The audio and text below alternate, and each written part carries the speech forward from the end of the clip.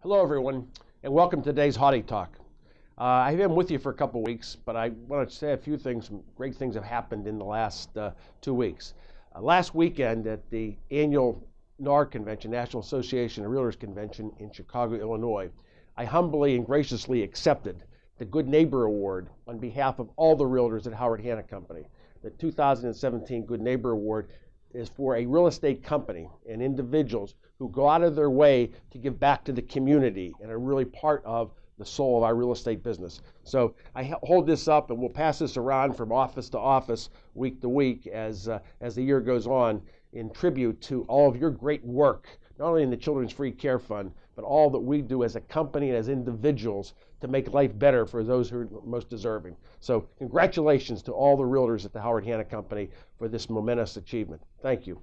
A few things as we go into the end of 2017.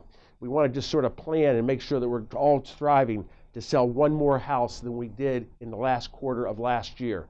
And at a Champions event last night in Pittsburgh, I was told by so many people that they've already over their one from last year. If they sold 2 last year in the last quarter, they sold 3 so far this year. So it was really great momentum going as we finish up the great 2017 year. But I wanted to reiterate, just as we talked today, about planning for 2018. And one of the things I want to discuss is farming. I'm a big believer in farming your neighborhood, farming a neighborhood on an ongoing basis. And this is a good time of the year, especially in December, as we start to plan with our manager what we're going to do next year to make next year even better than this year for your own achievements. And farming, I think neighborhood farming is a great thing. One of the things that I try to tell everybody is you should farm not more than 250 properties, okay? And they should be in an area that you know the market, okay? You know the market, and it should be an area not you're familiar with, but also has some turnover, has limited turnover of maybe 5 to 10% annually. And you can look back in the records and take a community, number of streets and things, and see how many houses turned over in the last year, last 2 years, last 3 years. And when you get a consistency of houses that turn over, say 5, 8, 9%, you do 250 properties, and that's your farm area. You know that roughly 15 to 25 houses are going to turn over this year.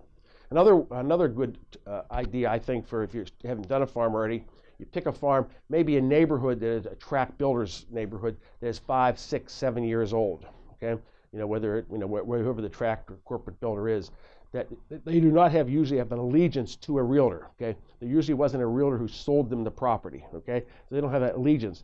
The on-site agent is already gone by the time 5 years rolls away. And in the 5th and 6th and 7th year, you start to have turnover of those neighborhoods. So I think you should jump in those neighborhoods in their 4th, 5th year of longevity and start farming those areas. Pick those areas to be great farming fertilization, because they tend to be turnover neighborhoods in the 5th, 6th, and 7th year. And you'll easily, in many tract builders' neighborhoods, you're going to usually have in that 7th year, 10% of the houses be resold.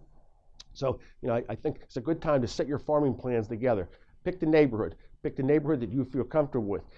Sit down with your manager and put your 13-month plan together. What you're going to do during January, what you're going to do February, what you're going to do March. So you develop the plan. So you just don't in June think, what should I do about my farm? I haven't done anything with it for a month or two. So have a farm plan ready and prepared, ready to go, whether they be mailers, direct phone calls, Flag Day at the 4th of July, whatever you're planning for the year. Plan it in advance so you know your targeted date, so you can order materials and things in advance so you hit the dates that you're supposed to be targeting that neighborhood.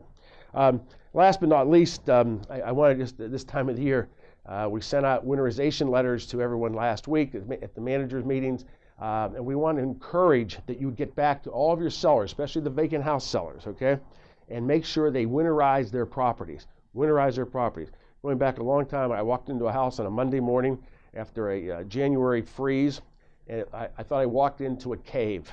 The house had hot water heat, the pipes all burst. It was like a disaster inside. And if you ever have that happen to you, your stomach just drops, okay? And it takes the house off the market for the next 3 or 4 months, and it just is very difficult, insurance or not. So make sure your houses are winterized, okay? Make sure heat is turned on, but the pipes the fluid in the pipes are taken out. But get those houses winterized, and Many times you'll send a letter to the owner and they won't respond. So you got to get them to respond, get them to pick a plumber, get them to have somebody go out there and winterize that property. Also, this is the time of the year on the vacant houses especially, make sure the seller gets a snow removal program put together. Nothing is worse than showing a house in Michigan or upstate New York in February and there's 10 inches of snow. How are you going to sell that house, okay? And it should not be your job or your spouse's job or your friend's job to do the driveways and to do that, get a house ready for showing. So you got to make sure the owner gets lined up and gets the correct maintenance of that snow removal put into place. So just some thoughts as we go into the last month and a half of this year. 2017 has been great, mostly because of your greatness. So thank you all for what you do every day to make the American dream of home ownership for all Americans. Thank you all.